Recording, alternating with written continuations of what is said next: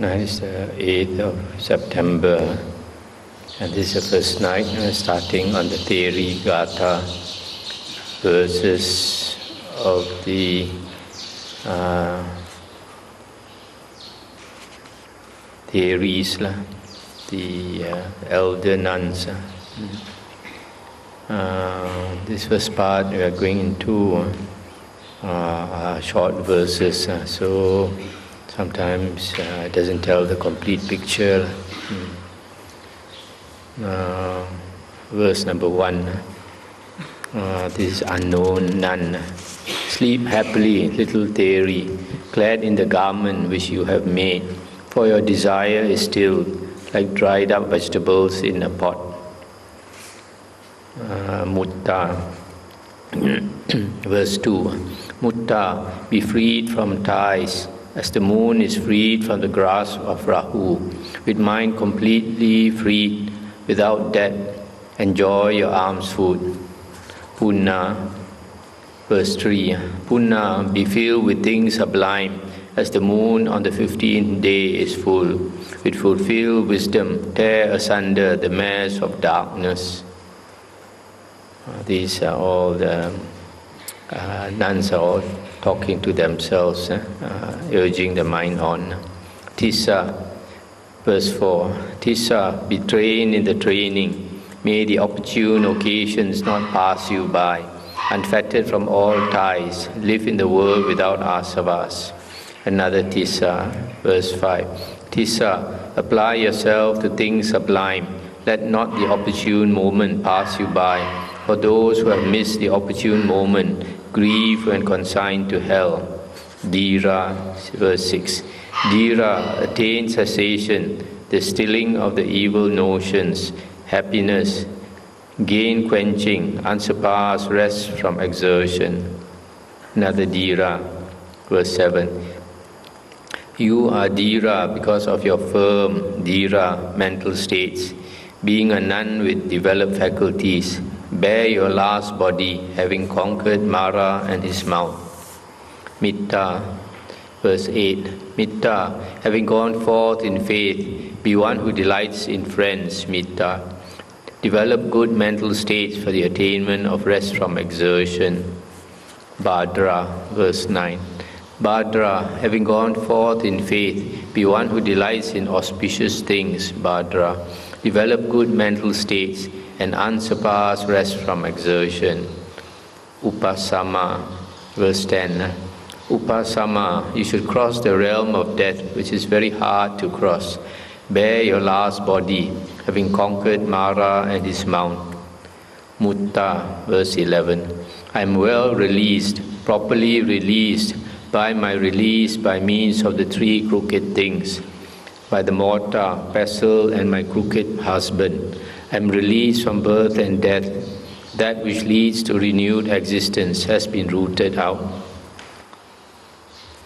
So this nun, Mutta, formerly when she was in the home life, these three things probably she didn't like at all or hated. One was the mortar, the pestle, and the crooked husband.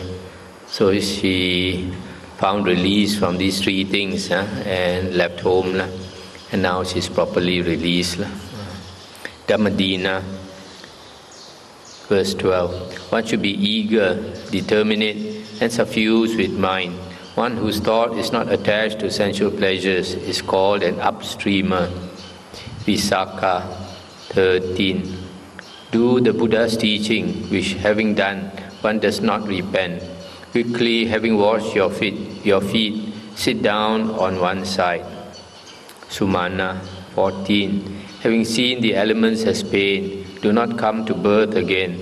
Having discarded desire for existence, you will wander still. Uttara, 15. I was restrained in body, speech, and mind. Having plucked out craving, root and all, I have become cool, quenched. Sumana, who went forth when old. 16. Lie happily, O lady, clad in the garment which you have made, for your desire is stilled. You have become cool, quenched. In the Buddha's days, cloth and also robes were very hard to get.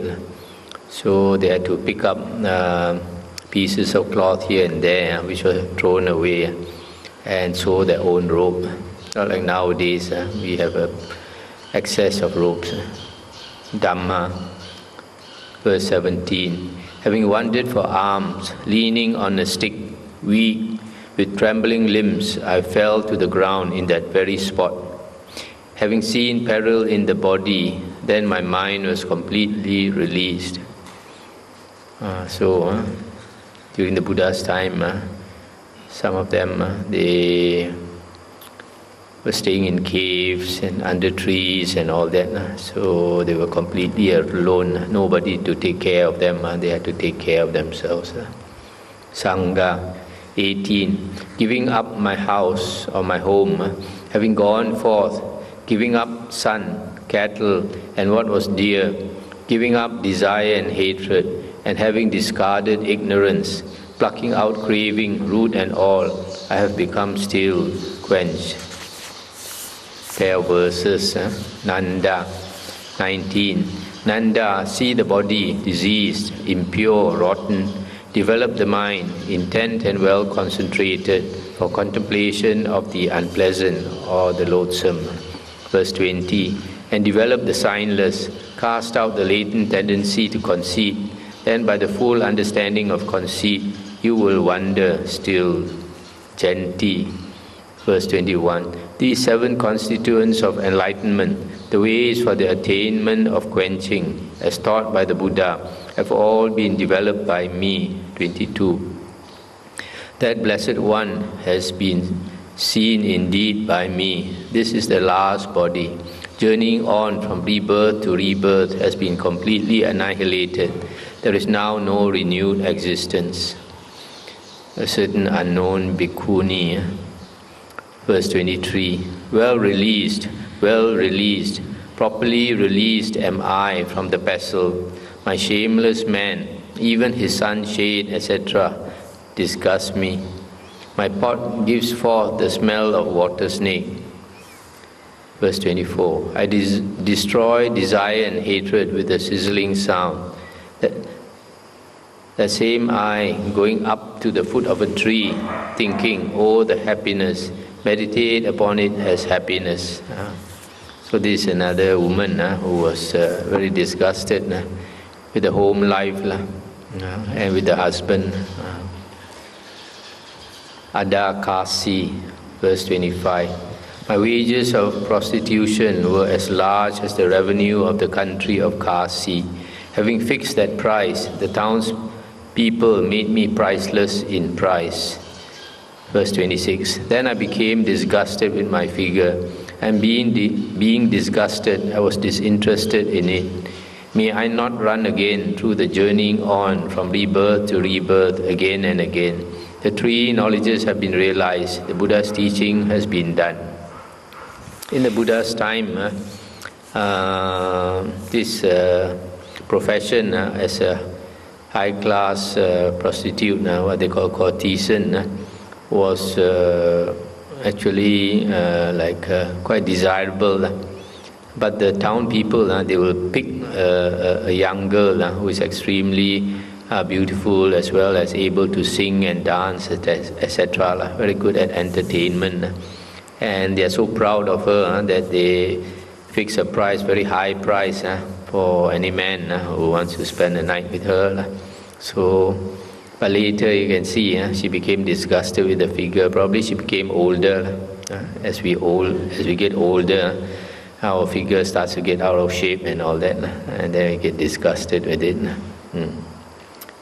Chitta, verse 27. Although I am thin, sick, and very weak, I go along leaning on a stick, having climbed the mountain. Verse 28. Having thrown down my outer robe and having turned my bowl upside down, I prop myself against a rock, having torn asunder the mass of darkness. So this one is thin and weak, but still has to climb up the mountain to go to her place where she resides. Mettika, verse 29. Although I am pained, weak, with youth gone, I go along leaning on a stick, having climbed the mountain. Verse 30. Having thrown down my outer robe and having turned my bowl upside down, I sat down on a rock. Then my mind was completely released. The three knowledges have been obtained. The Buddha's teaching has been done. Mitta 31. The 14th, 15th and the 8th day of the fortnight, and a special day of the fortnight, I kept as a fast day or Uposatha day, which is well connected with the Eightfold Precepts, longing for rebirth in the Deva group. Verse 32. The same I today, with a single meal each day, with shaven head, clad in an outer robe, do not wish for rebirth in the Deva group, having removed the fear in my heart. Abhaya Matta. Verse 33. Mother, upwards from the soles of the feet, downwards from the head and hair, consider this impure, evil-smelling body. 34. Of me dwelling thus, all desire has been rooted out. The burning fever has been cut out. I have become cool, quenched. So this nun is called Abhaya Mata, mother of Abhaya. So she is telling herself, calling herself mother. Abhaya Theri, verse 35. Abhaya, fragile is the body to which ordinary individuals are attached. Attentive and possessed of mindfulness, I shall throw down this body. 36. Delighting in vigilance because of many painful objects, the annihilation of craving has been obtained by me. The Buddha's teaching has been done. Samma, verse 37. 4 or 5 times I went out from my cell or my kuti, not having obtained peace of mind, being without self-mastery over the mind. 38. This is the 8th night for that same me. My craving has been completely rooted out. Delighting in vigilance because of many painful objects, the annihilation of craving has been obtained by me. The Buddha's teaching has been done. So you see, all of them also are in, many of them, when they start practicing, they cannot subdue their mind, cannot obtain peace of mind. The mind is very disturbed. But they continue to put forth effort, and one day it calms down. Groups of 3 verses, another Sama, verse 39. 25 years have passed for me since going forth. I am not aware of peace of mind obtained at any time. 40. Not having obtained peace of mind, being without self-mastery over the mind, then I reach a state of religious excitement, having remembered the teaching of the conqueror. 41. By me delighting in vigilance because of many painful objects, the annihilation of craving has been obtained. The Buddha's teaching has been done. Today is the 7th day since my craving was dried up.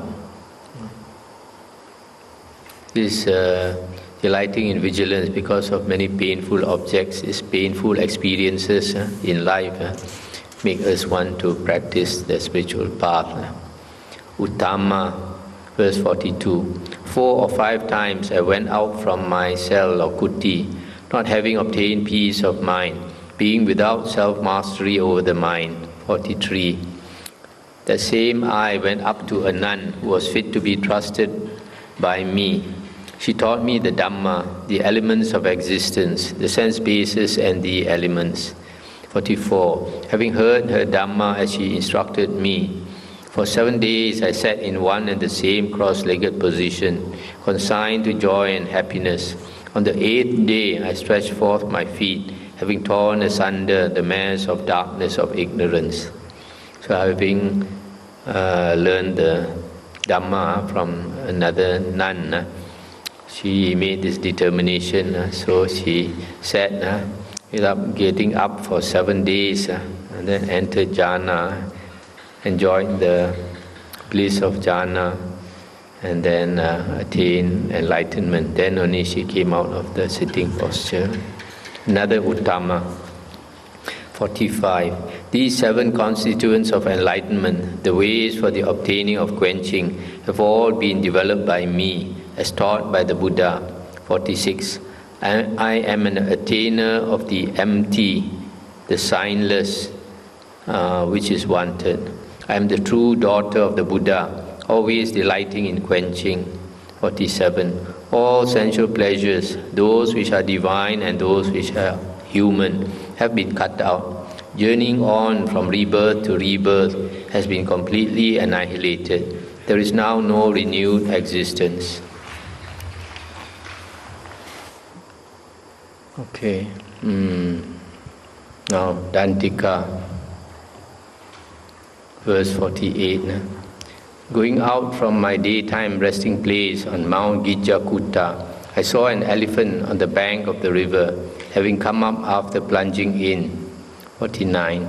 A man, taking a hook, requested the elephant, "Give me your foot."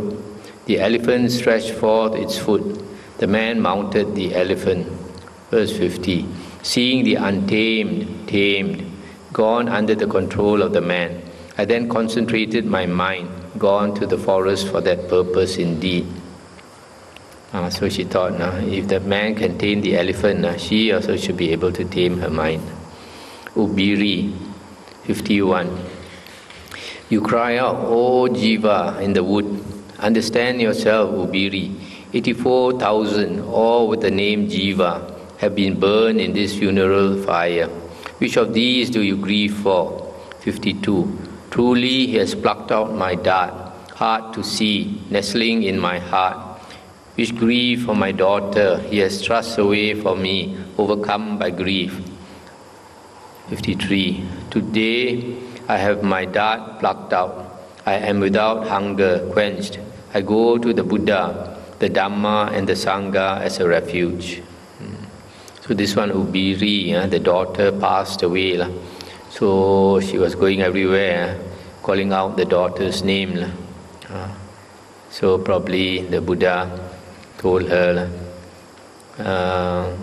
you keep crying out, "O Jiva, you must understand yourself. So many people with the name Jiva have died. Which one do you grieve for?" And they taught her the Dhamma. Sukha, verse 54. What have these men in Rajagaha been made of? They remain as though having drunk wine, who do not attend upon Sukha, preaching the Buddha's teaching. 55. But the wise drink it, I think. It is irresistible, never causing surfeit, of sweet flavor, as travelers drink rain. 56. You are Sukha because of your bright Sukha mental states, being rid of desire, concentrated. Bear your last body, having conquered Mara and his mount. So this Sukha, she teaches the Dhamma. Very few people are interested, as to be expected. Sela, verse 57, this is Mara's words. There is no escape in the world. What will you do by means of seclusion? Enjoy the delights of sensual pleasures. Do not be a repenter afterwards. And Sela answered, 58, sensual pleasures are like swords and stakes. The elements of existence are a chopping block for them. What you call delight in sensual pleasures is now non-delight for me. 59. Everywhere enjoyment of pleasure is defeated. The mass of darkness of ignorance is torn asunder. Thus know, evil one, you are defeated and maker. This Pali word, they translate as death, is Antaka. Antaka is an end maker, or one who makes you die. That is Mara, because as long as we have a self, we die. But if you have no self, you don't die. The body dies only. Soma, verse 60, Mara's words. That place, hard to gain, which is to be attained by the seers, cannot be attained by a woman with two-finger intelligence. That means very little intelligence. And Soma answered, 61. What harm could the woman's state do to us when the mind is well concentrated, when knowledge exists for someone rightly having insight into the Dhamma? 62. Everywhere enjoyment of pleasure is defeated. The mass of darkness is torn asunder. Thus know, evil one, you are defeated and maker. Mara. Now we come to Bada Kapilani, group of 4 verses. Verse 63. Kassapa, the son, the heir of the Buddha, well concentrated, who knows that he has lived before and sees heaven and hell. 64. And has attained the destruction of rebirths, is a sage perfected in supernormal knowledge. Because of these 3 knowledges, he is a Brahmana with triple knowledge. 65. In just the same way, Bada Kapilani with triple knowledge, having left death behind, bears her last body, having conquered Mara and his mount. Verse 66. Having seen peril in the world, we both went forth. We, with asavas annihilated, tamed, have become cool, quenched. So here she says she went forth with Mahakassapa. That means she was the former wife of Mahakassapa. She also became Arahant. I come to the groups of 5 verses. A certain unknown nun. Verse 67. It is 25 years since I went forth.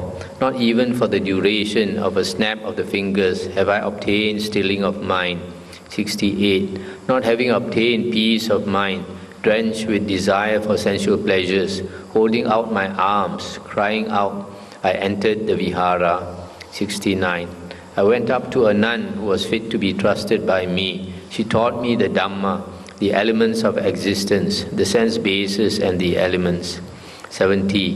Having heard her Dhamma, I sat down on one side. I know that I have lived before. The Deva eye has been purified. 71. And there is knowledge of the state of mind of others. The ear element has been purified.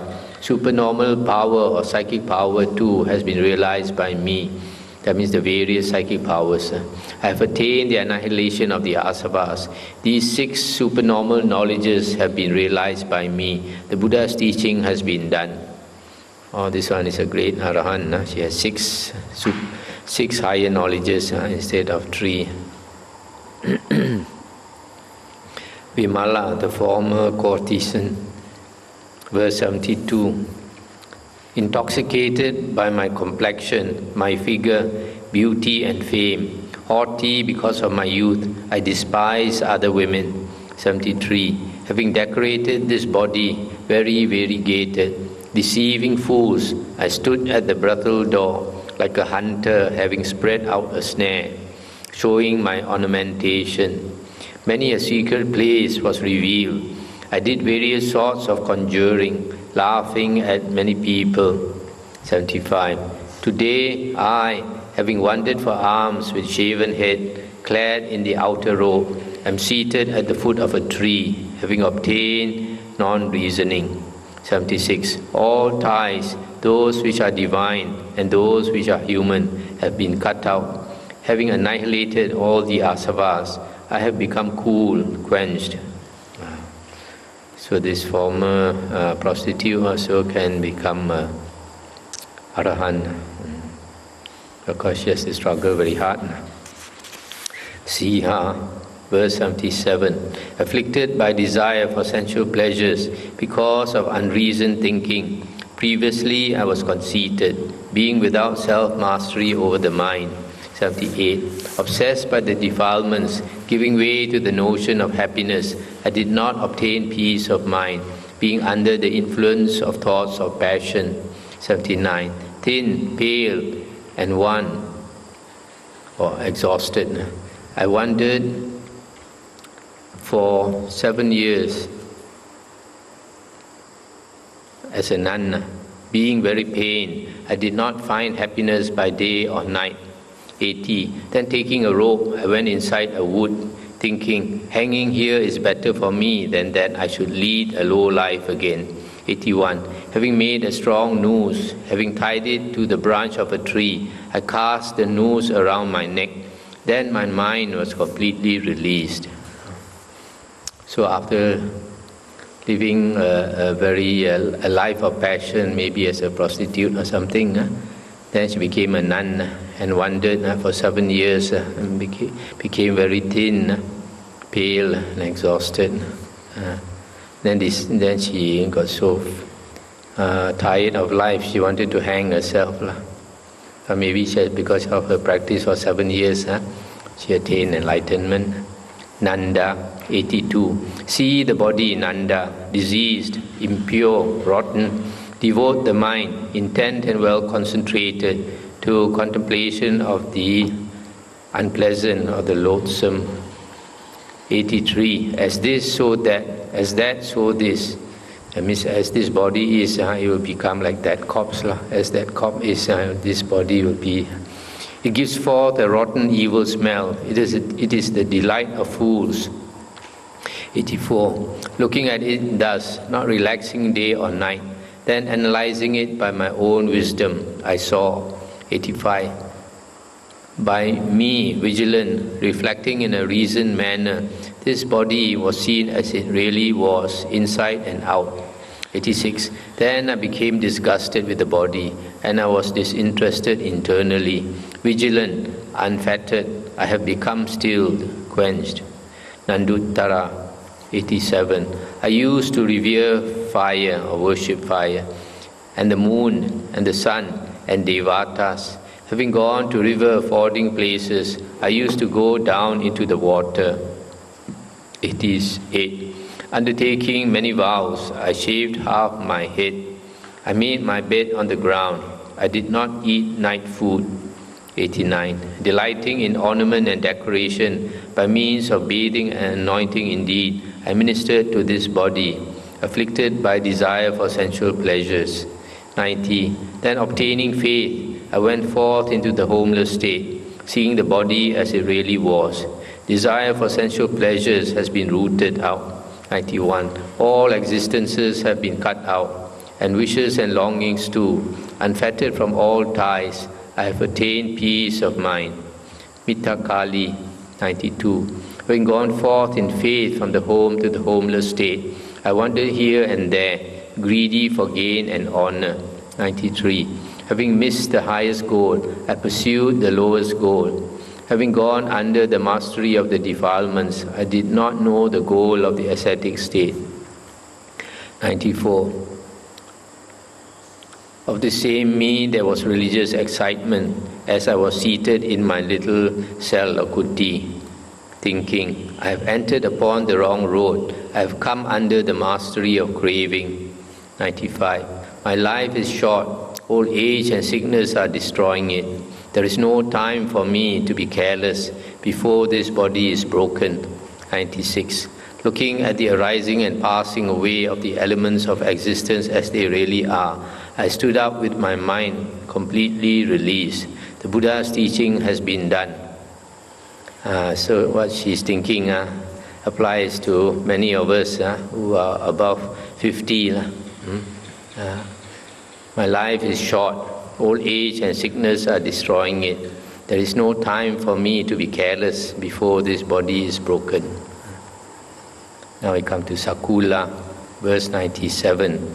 I, living in a home, having heard a monk's Dhamma, saw the stainless Dhamma, quenching the unshaken state. 98. I, having abandoned son and daughter, and money and grain, having had my hair cut off, went forth into the homeless state. 99. Undergoing training, developing the straight way, I eliminated desire and hatred, and the asavas which are combined with these. 100. Having been ordained as a nun, I recollected that I had been born before. The Deva eye has been purified. It is spotless, well developed. 101. Seeing the constituent elements as other, arisen causally, liable to dissolution, I eliminated all asavas. I have become cool, quenched. Now we come to Sona, 102. Having borne 10 sons in this body, then being weak and aged, I approached a nun.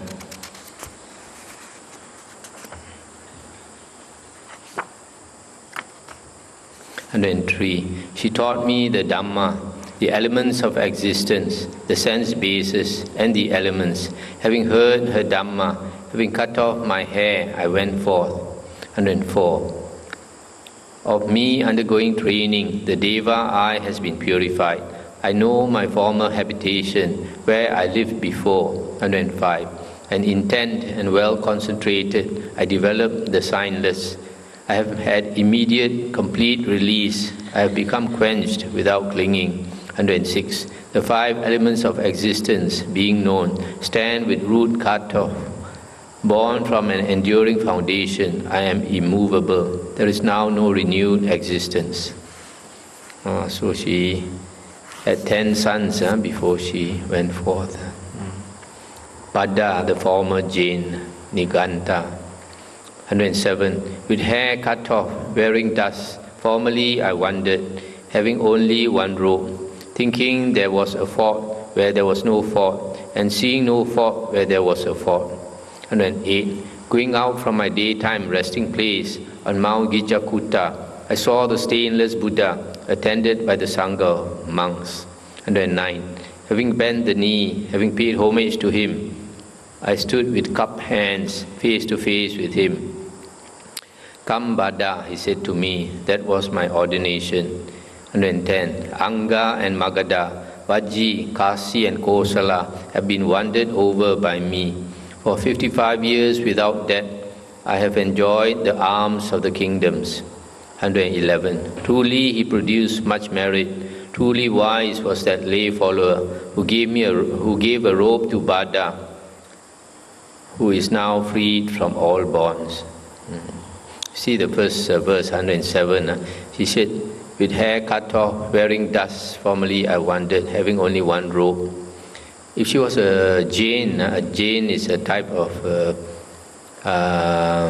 this Niganta, a type of naked ascetics. There were 3 types of naked ascetics during the Buddha's time. She was one of them. So because she was naked, so she says she was wearing dust.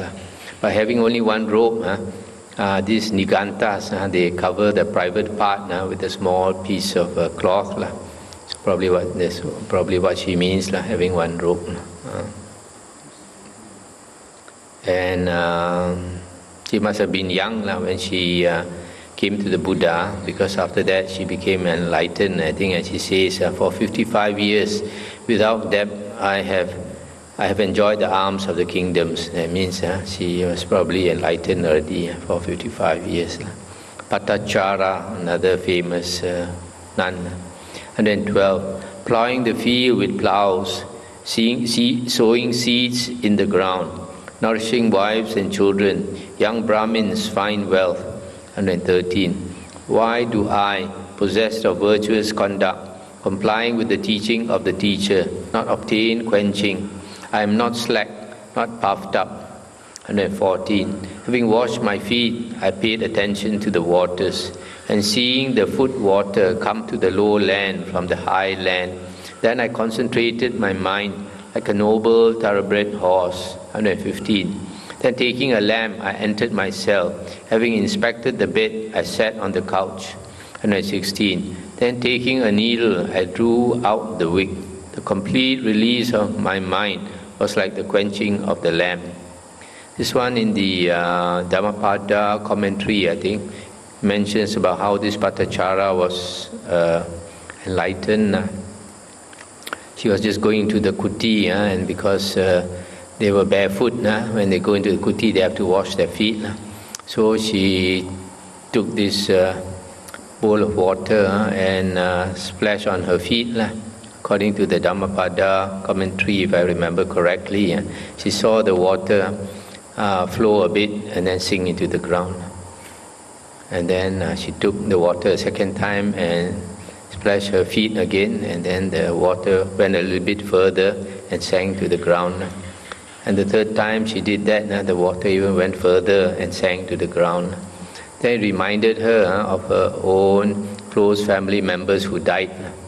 Her 2 children, two very young children died. It was just like the water running a short distance and sinking to the ground. refers to people who die young, and those who die in middle age are like those in the second time she splashed the water, and the third time when the water went a bit further, she thought, it was just like people who die in their old age. Because before she became a nun, she had run off with a slave. She fell in love with a slave, and being from a rich family, the family, of course, would never allow her to marry a slave. So the two of them eloped, ran away. Then had two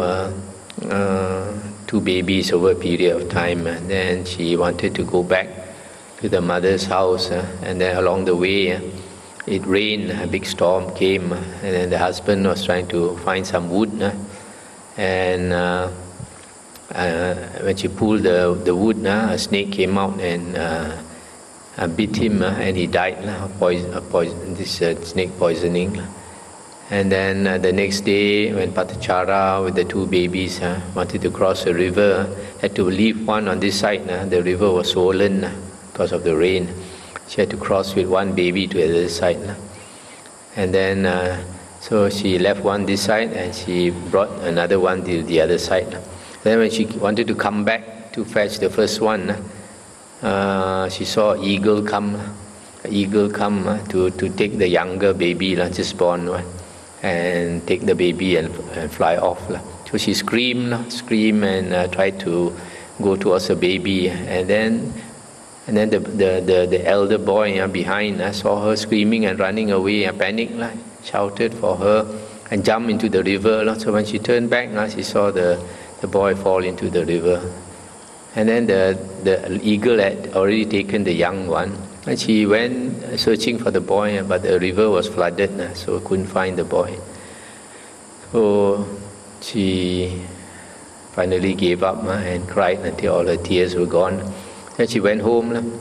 By the time she went home, she saw the house was demolished because of the big storm last night. Big tree fell on the house. So the parents died, the brother also died. So all the family members died. So she was so grief-stricken that she went out of her mind. Went out of her mind, became crazy, wandered here and there, naked. Finally came to the Buddha, and the Buddha probably used the psychic power to make her sane again. And then she poured out everything to the Buddha, and then after that she became a nun. 30 bhikkhunis, 117. Having taken pestles, young Brahmins grind corn.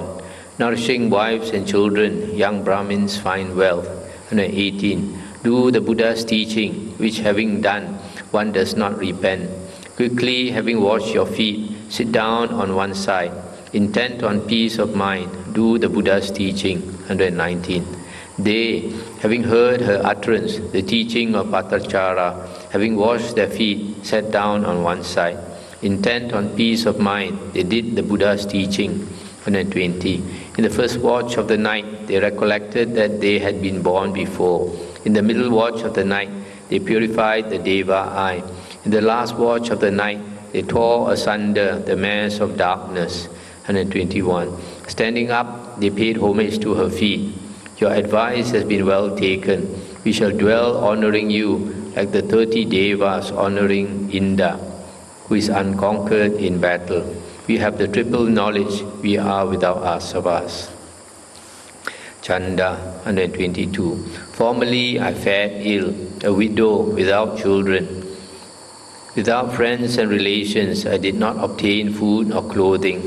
123. Taking a bowl and stick, begging from family to family, and being burned by cold and heat, I wandered for 7 years. 124. But having seen a nun who had obtained food and drink, approaching her, I said, send me forth into the homeless state. 125. And Patachara, in pity, sent me forth. Then, having exhorted me, she urged me towards the highest goal. 126. Having heard her utterance, I took her advice. The noble lady's exhortation was not in vain. I have the triple knowledge. I am without asavas. So this lady, the husband died, and she had to beg for her food. Groups of 6 verses. Panchasatta Patachara, 127.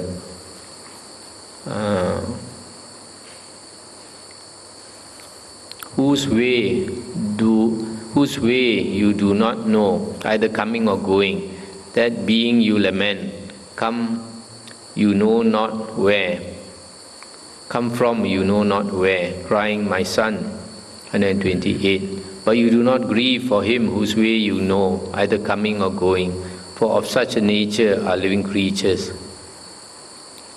129. Unasked he came from there, unpermitted he went from here.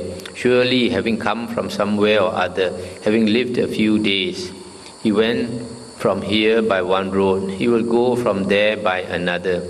Passed away with the form of a man, he will go journeying on. As he came, so he went. What lamentation is there in that? So this one, somebody is telling this Patachara, why do you keep grieving? 131. Truly she has plucked out my dart, hard to see, nestling in my heart, which grief for my son she has thrust away for me, overcome by grief. 132.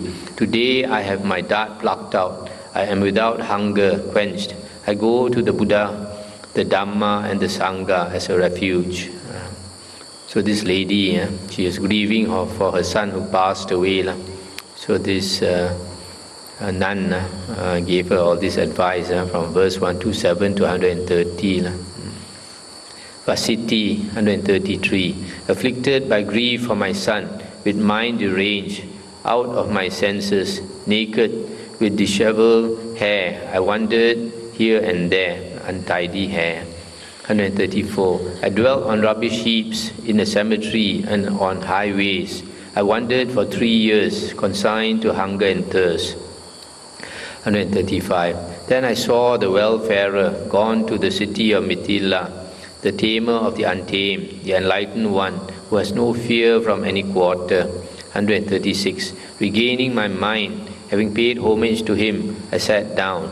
In pity, Gotama taught me the Dhamma. 137. Having heard his Dhamma, I went forth into the homeless state. Applying myself to the teacher's utterance, I realized the blissful state. 138. All grief have been cut out, eliminated, ending thus. For the grounds are comprehended by me, from which is the origin of grief. This one sounds very much like Patachara. But this one may be only just one son. Kema, verse 139 is spoken by Mahathera. You are young and beautiful. I am also young and in my prime. Come, Kema, let us delight ourselves with the fivefold music.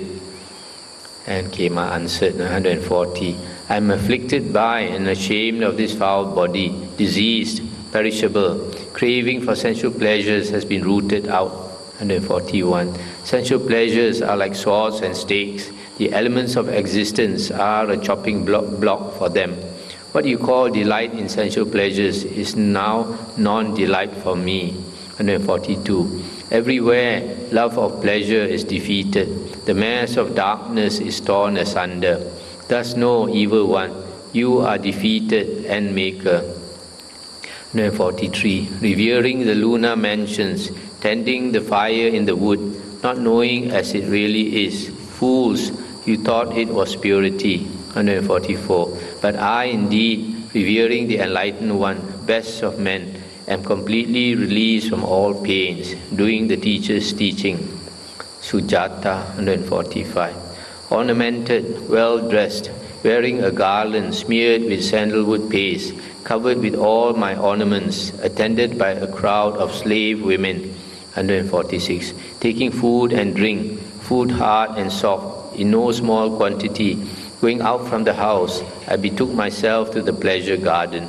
147. Having delighted there, having played, coming back to my own home, I saw a Vihara. I entered the Anjana wood at Saketa. 148. Having seen the light of the world, having paid homage to him, I sat down.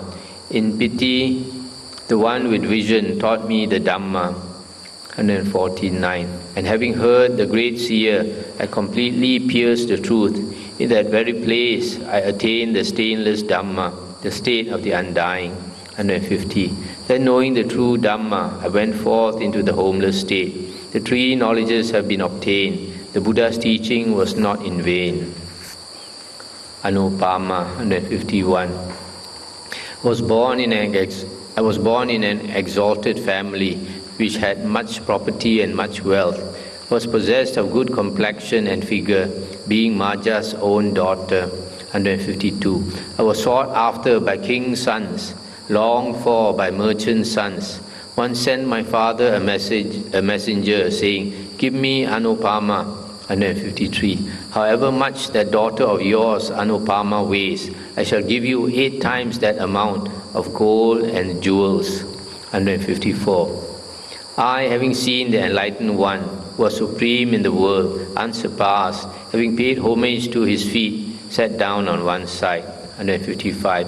In pity, Gotama taught me the Dhamma. Seated on that seat, I attained the third fruit.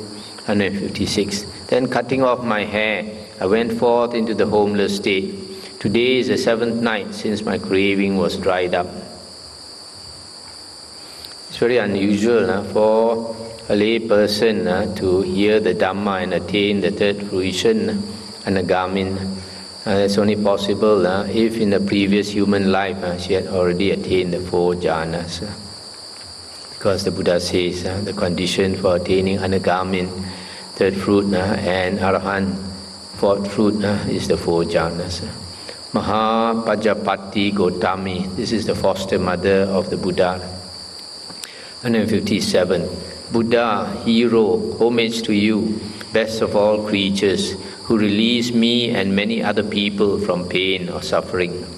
158. All pain is known, craving as the cause is dried up. The Noble Eightfold Path has been developed. Cessation has been attained by me. 159. Formerly I was mother, son, father, brother and grandmother. Not having proper knowledge, I journeyed on without expiation. 160. That Blessed One has indeed been seen by me. This is the last body. Journeying on from rebirth to rebirth has been completely eliminated. There is now no renewed existence. 161. I see the disciples all together, putting forth energy, resolute, always with strong effort. This is homage to the Buddhas. 162. Truly for the sake of many, Maya bore Gotama.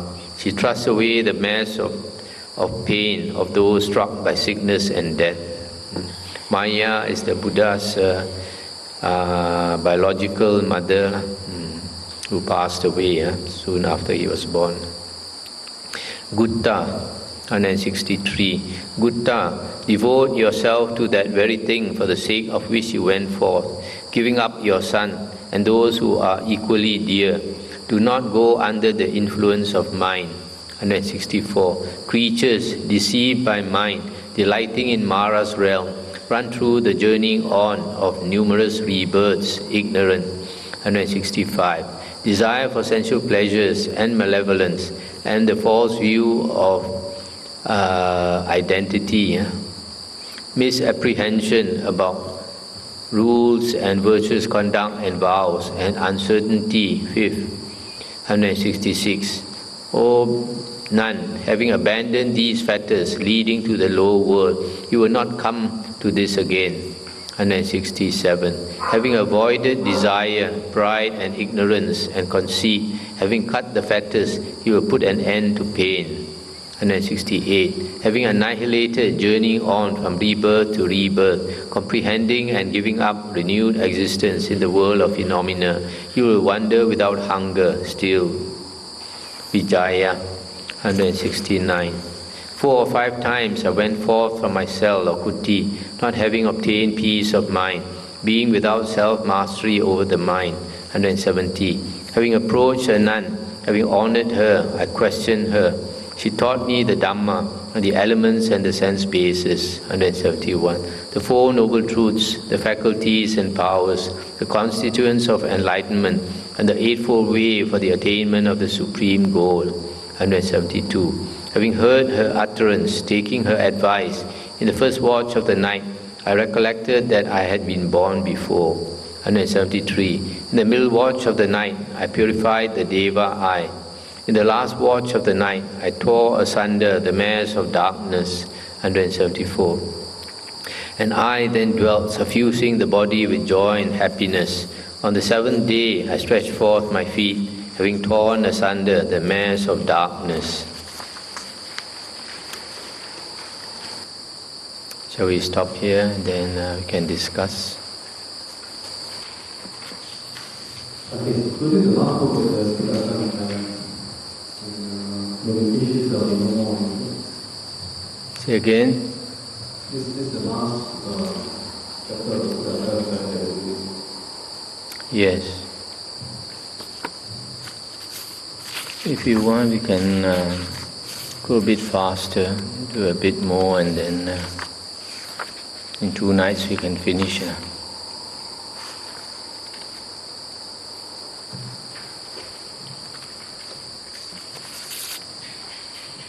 Come, we do a few more pages.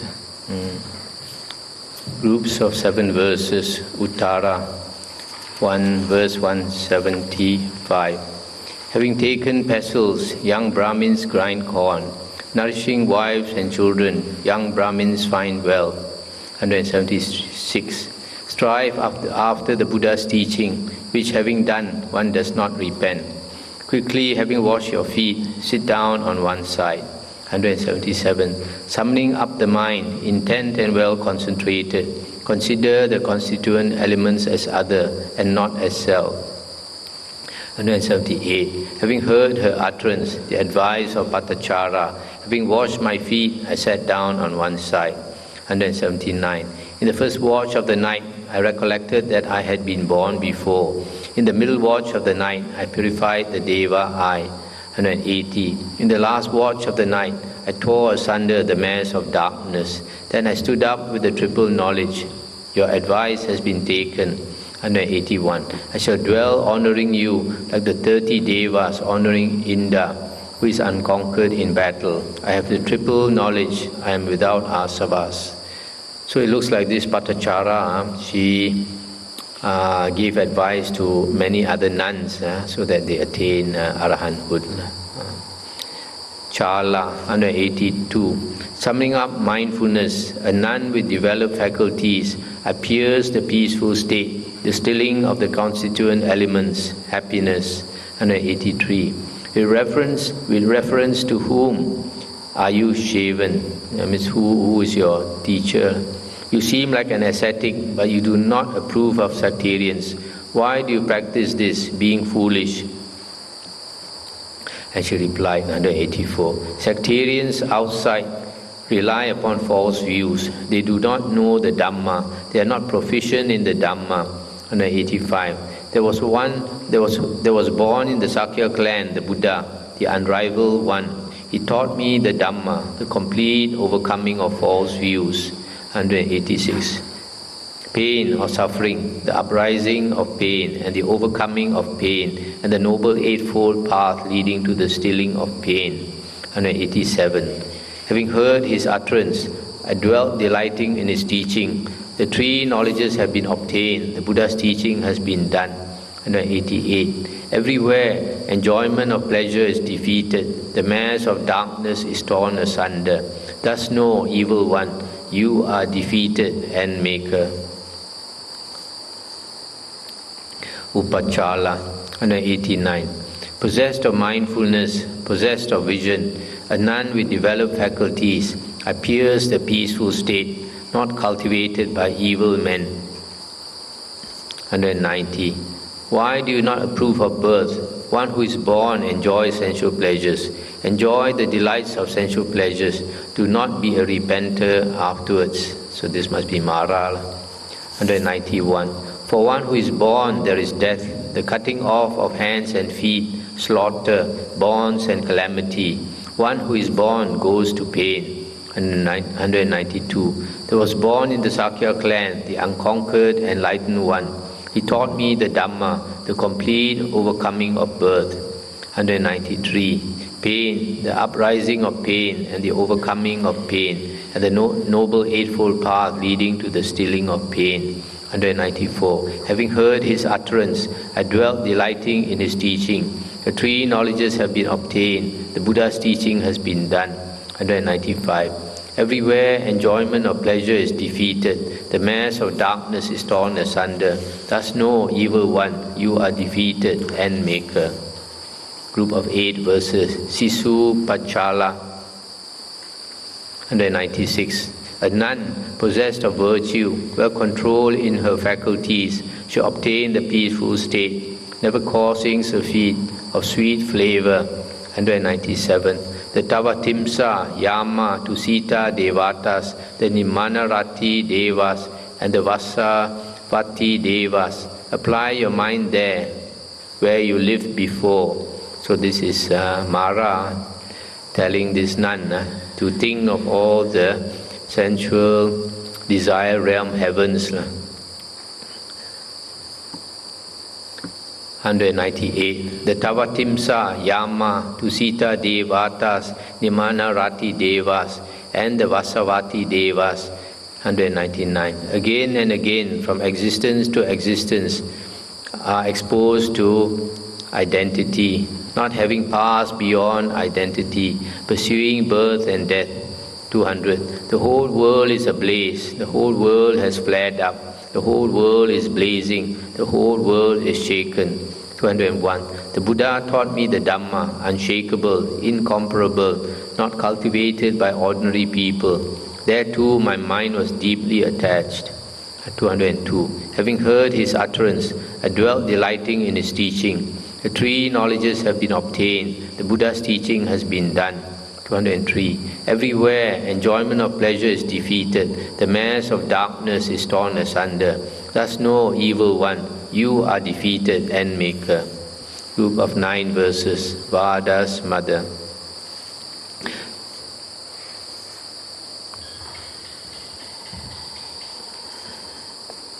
(204) May there not be to you, Vada, at any time craving for the world. Child, do not be happy, do not be again and again a sharer in pain. 205. Happily indeed, Vada, dwell the sages, free from lust, with doubts cut off, become cool, having attained self-taming, being without asavas. 206. O Vada, devote yourself to the way practiced by seers for the attainment of insight, for the putting of an end to pain. 207. That was the mother speaking. Then the daughter. Now, 207. Confident indeed you speak this matter to me, mother. Now indeed, I think craving is not found in you, mother. And the mother replied, 208. Whatever constituent elements, Vada, are low, high or middle, for them craving even of minute size is not found in me. 209. All the asavas of me, meditating, vigilant, have been annihilated. The three knowledges have been obtained. The Buddha's teaching has been done. And Vada says, 210. Truly my mother, because of being sympathetic, applied an excellent goal to me, namely verses connected with the highest goal.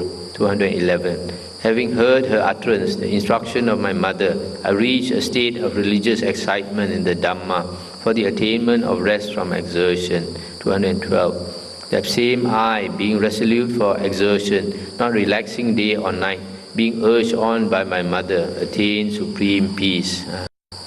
So this Vada's mother is an Arahant nun and give this advice to her daughter, and her daughter attained Arahanthood also.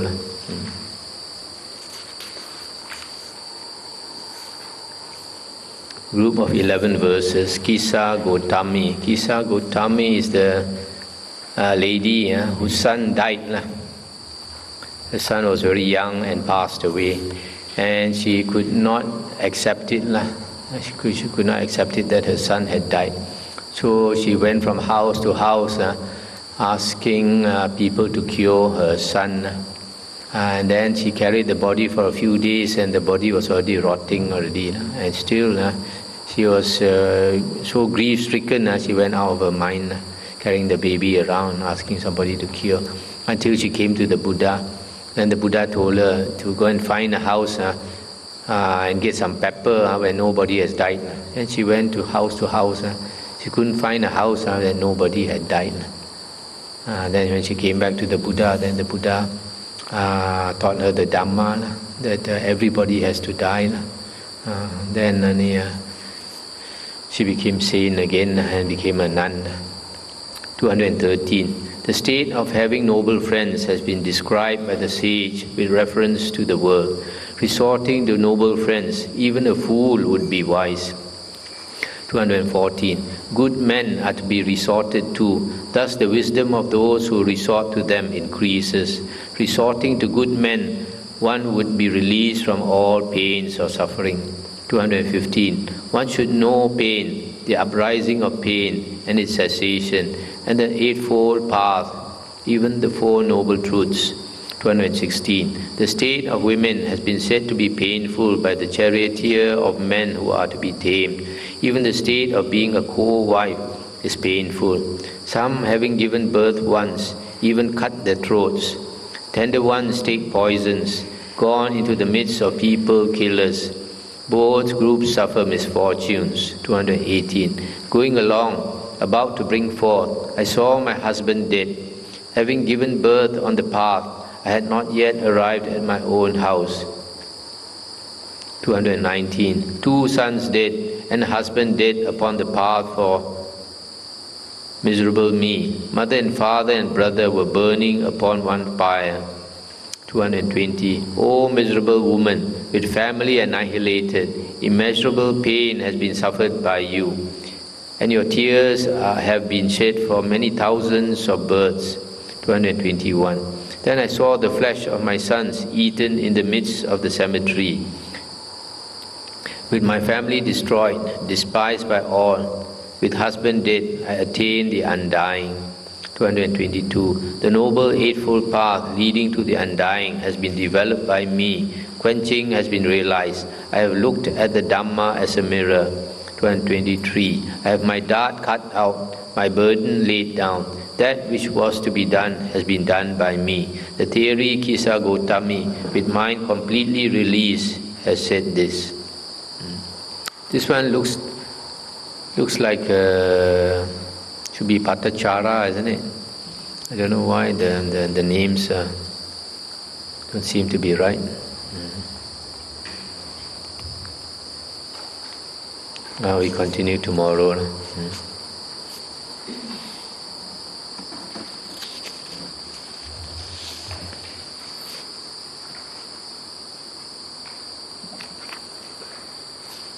Anything to discuss? Referring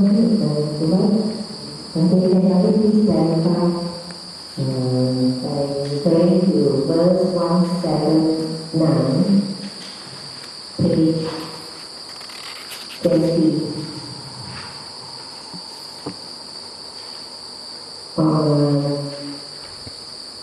Deva are purified.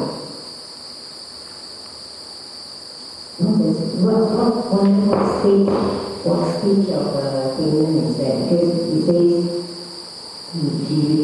she recollected that she had been born before, and in many verses they mention Deva are purified. This one is attainment of the three knowledges.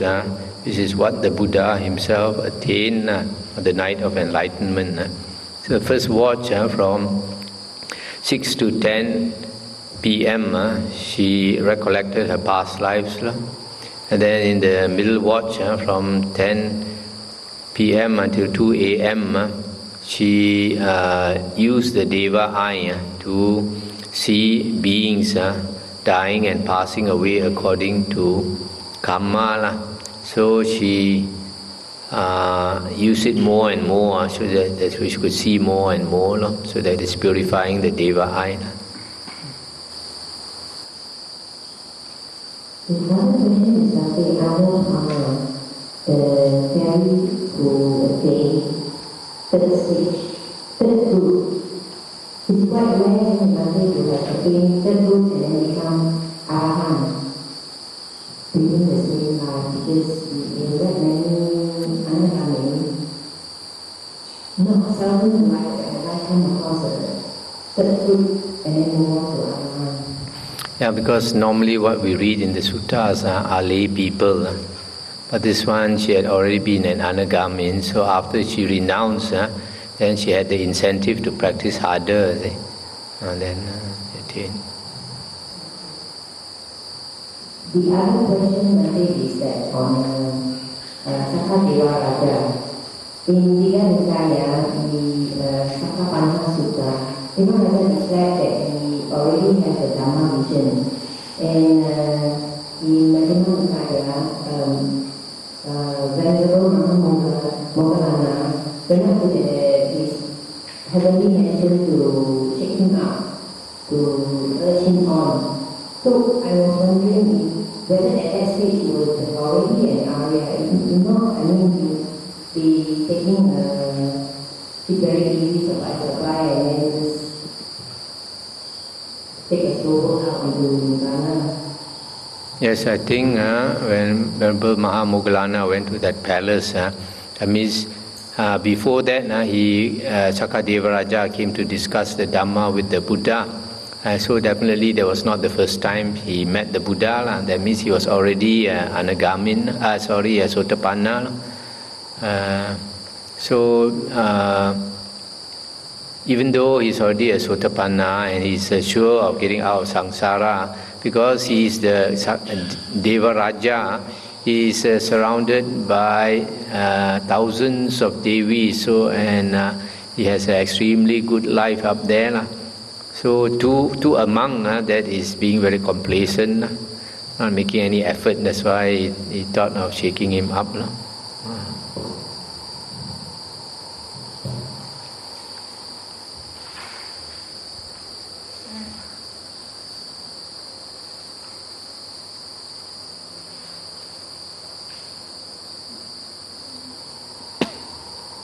What kind of sensual pleasure are defined in page 7, verses 47? All sensual pleasures, those which are divine and those which are human. Divine refers to the heavenly sensual pleasures, heavenly sensual pleasures and human sensual pleasures.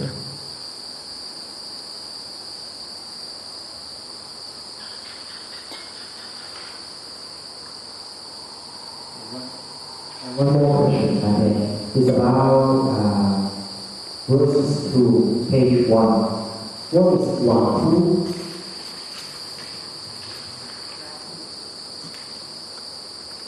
Page 1? Page 1, verses 2. Rahu is the huge asura. This huge asura is the biggest size asura. And the story goes that he caught the moon god Chandima, wanted to eat Chandima.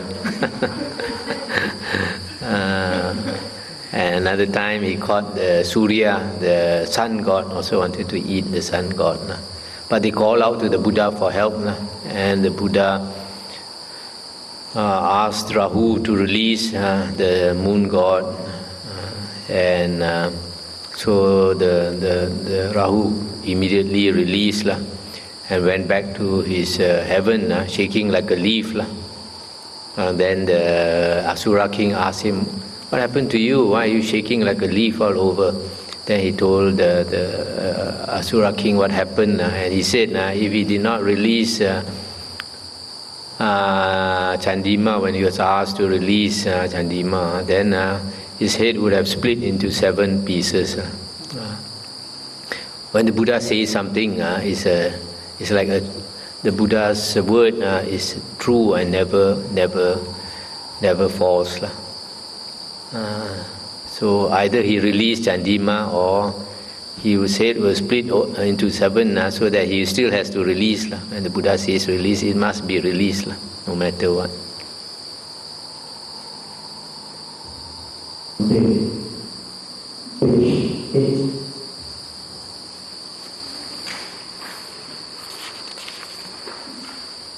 Verse 51. Verse? 51. Okay. It's mentioned 84,000 daughters. Why this number 84 and not any other number? In the Indian tradition, certain numbers are standard, 84,000 or 500. So it means a huge number. It doesn't mean exactly 84. So it brought me to the few months ago when in the Nanda verse, it was also mentioned 82,000 are received from the Buddha, 2,000 from the Bhikkhus. These 84,000 are current teachings. But why 2,000 again? Oh, because you must add up to 84. In other words, he's saying 95% of my teachings were from the Buddha. I was getting away also. Is that why the Mahayana say that 84,000 Dhammavuddhos?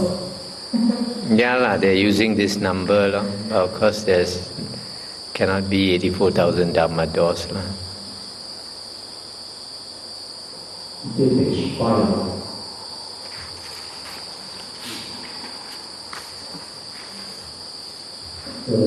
Verse 31. It's mentioned the 14, 15 and 8th day of the fortnight. The 8th day of the fortnight, if it's 14 then you get 8 to the 14 is 22.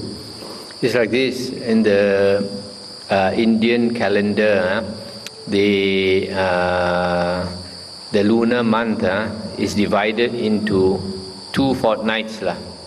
Okay? So like the Chinese lunar calendar, in the Chinese lunar calendar, the Uposatha days for keeping the 8 precepts, for lay people to keep the 8 precepts, are the 8th day of the lunar calendar, the 15th day, 23rd day, and the 30th day. If there's no 30th, then it's 29. Okay? So the 8th refers to the 8th of the fortnight. That means in the lunar month, it will be the 8th or the 23rd. The 8th day and the 23rd day of the lunar month is the 8th day of the Indian fortnight. Okay? The 15 refers to the 15th day of the lunar calendar, of the lunar month, or the 30th day of the lunar month is also called the 15th. But the 29th day of the lunar calendar is called the 14th, because it's the 14th day of the fortnight. How about the continuous day and a special day of the fortnight?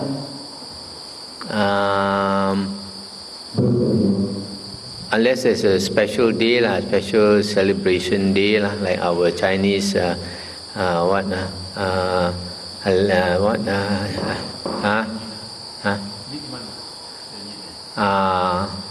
leap month, or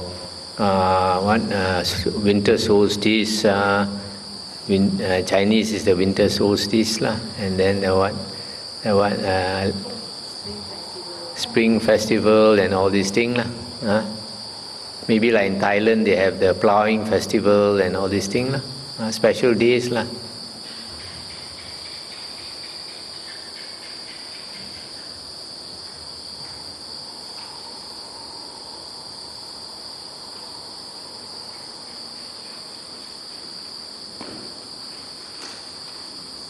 You're free, no question.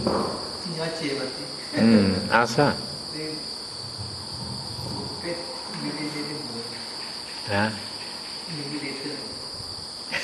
Ask here, everybody have got the same question.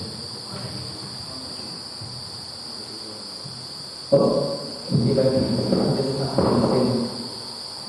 is out of curiosity because all the verses was uttered by all the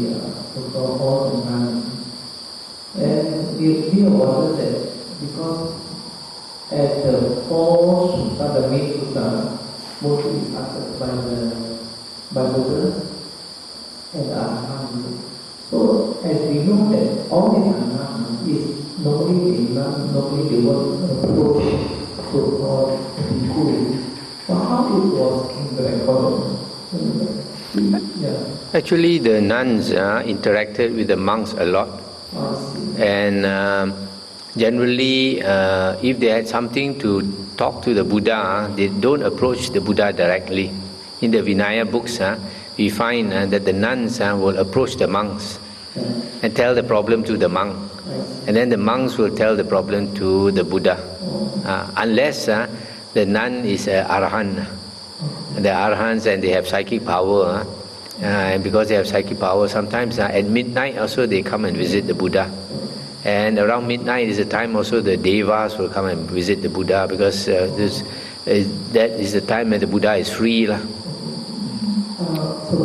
it means that the Buddha, whatever get feedback, all information, he will relate it to Ananda, because this is one of the conditions that Ananda will be attendant to the Buddha. So whatever Buddha having... Oh, that is only referring to the suttas. Oh, referring to suttas. This one is just verses only of the...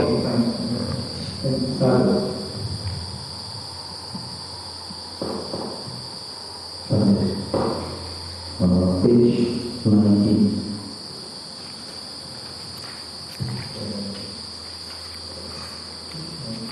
Okay, verse 171.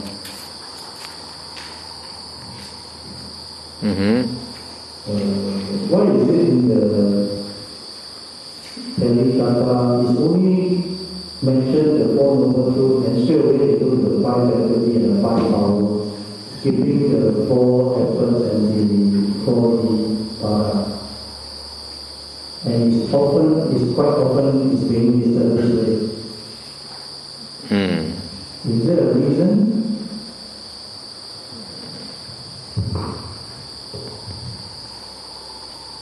Because these 37 Bodhipakya Dhamma, they are not cultivated by all the monks and nuns. So, what is important is the Noble Eightfold Path. Okay? So, some of them, they stress more on, like, say, the Iddhipada, that is for attaining psychic powers. But many of them, they are not interested in psychic powers, so they don't cultivate the Iddhipada, not perfect it. But like the Bojjhanga, the constituents of enlightenment, that is important. The Four Noble Truths are important. And the faculties, which is similar to the powers, are also quite important. How about the 4 efforts? The 4 efforts are also important, but it's already in the Noble Eightfold Path also.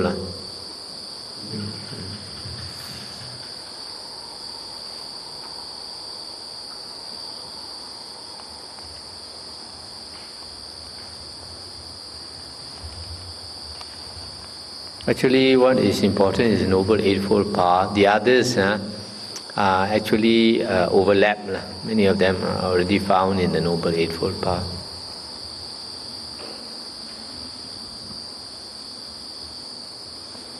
I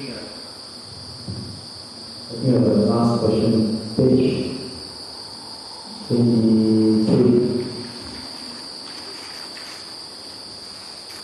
Verse 211 and 212, when it mentions about attainment of rest from exertion, and 212 says, I being resolute for exertion. Can Monday elaborate on the exertion and rest from exertion? Rest from exertion when you finish your work. When you have not finished your work, you exert yourself.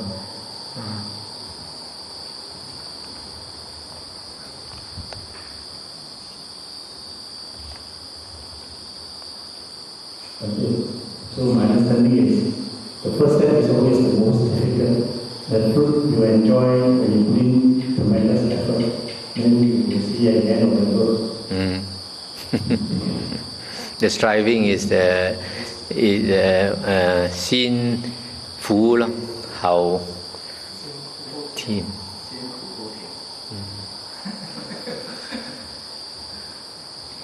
Thảo kho bôi tì đó. The striving is all the dukkha.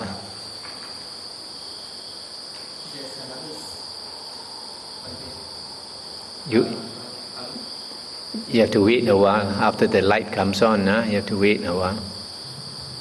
Yeah, there's another saying of that saying that is Who what? Kuchi means that the end of the suffering. That it will follow with the inconspicuous of karma. Yeah.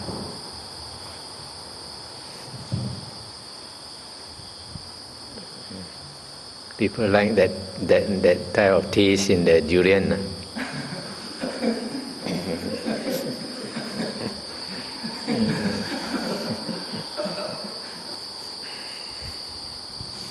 Somebody please share with us the importance of worldly wisdom versus spiritual wisdom, and the importance of worldly wisdom for spiritual cultivation in the young people. Worldly wisdom versus spiritual wisdom. Difficult to talk about that now, unless you ask me more specific. Maybe to be more specific would be the education, in terms of education and being knowledgeable of worldly things, and people who develop more Buddha knowledge, super-mundane knowledge. Actually, we find that in the suttas and even here, it says that because of pain, people practice a spiritual path. We don't experience pain. There's not much incentive to practice a spiritual path. So generally, it is good for people to taste the world a bit before they wear the robe. You find, for example, some Westerners, they go touring and then they come to Thailand at a young age, in the early 20s, having come into Buddhism, they become a monk. And many of them, after many years, they disrobe. So it is good for a person to be a bit mature and have tasted the world, known the life, the working life a bit. Then only having seen and experienced dukkha, then only that person practices spiritual path, because he will not think of going back. If you go into the robes too young, then later, when you are not making progress, for some people, when they are not making progress, their mind goes back to the worldly, all the things that they thought they missed, and then they go back to the worldly life. But if you already tasted a certain amount of it, you know what it is like, and it's no more attractive to you, because you already tasted it. But if you renounce too old also, it's a problem, because your body, after about 45, there's a mark. In fact, even 40, at the age of 40, there's a big difference you will see, because around the age of 40, our eyes will change. So at around 39, 40, most people, they can't read small letters already. They have to take it far like that to read the newspapers and start wearing the specs. And at the age of 45, my experience was before 45, I used to sit in a cave and meditate, and the strong wind will blow at my back. I don't feel it now because my body is on heat when I meditate. But at the age of 45, it penetrates into the bones. So there's a time when your body heat starts to become less and less. The older you become, the more you're afraid of wind and cold. So it's hard to be a forest monk in your old age. You have to sleep in the forest on the cold floor and all this. You won't be able to stand. So the best time probably is between like 25 and 35. Not too old and not too young.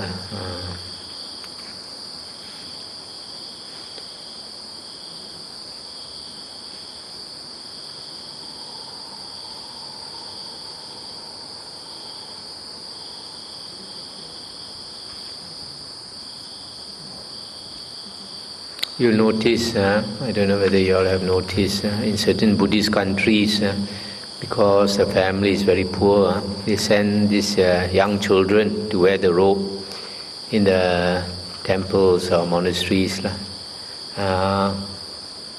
Boys as well as girls are sometimes 8 years old or 10 years old. They become a monk or a nun, a novice monk or nun.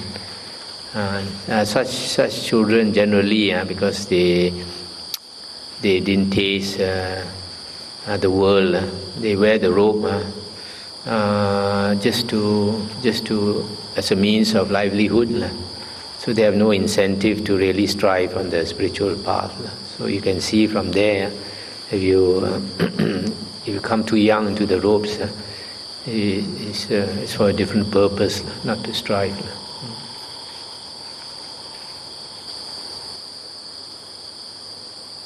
But of course, there are some people, they have seen dukkha and they understand the Dhamma, and they are very sincere in practicing the spiritual path. Then even they renounce a bit late. If they are sincere, they can always make progress. And that's important, whether you make progress or not.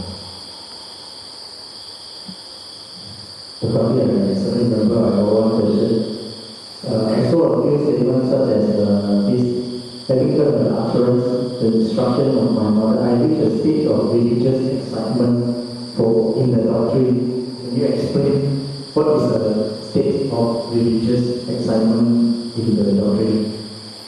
I guess this in the Pali, sometimes they talk about this word samvega. Samvega is urgency. When you understand the Dhamma, there's urgency to practice, because then you realize we all have cancer. In the Buddha's teaching, we all have cancer. We don't know when we are going to die. Don't be complacent. Don't think, oh, I'm young, I still have time. You don't have time. So that is that excitement, religious excitement.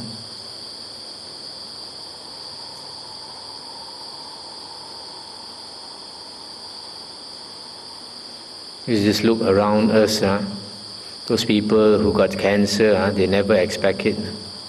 Some, like a few days ago, somebody said the office mate, a girl, 31 years old, got cancer. Just gave birth to her first baby. Now the cancer spread all over the body. And one of our devotees was coming here to practice, 50-something years old, very strong, looked very, very tough guy. Suddenly, he found he got cancer. Never expect.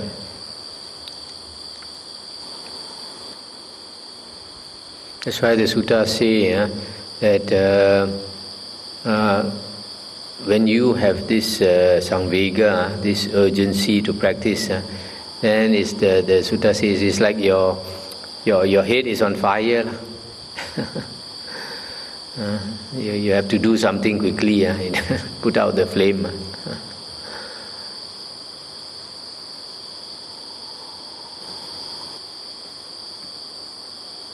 Okay, can we end here?